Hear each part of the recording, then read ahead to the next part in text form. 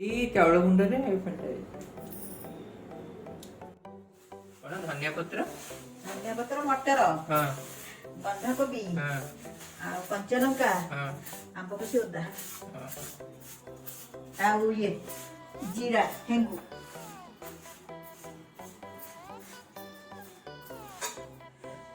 ଲୁଣ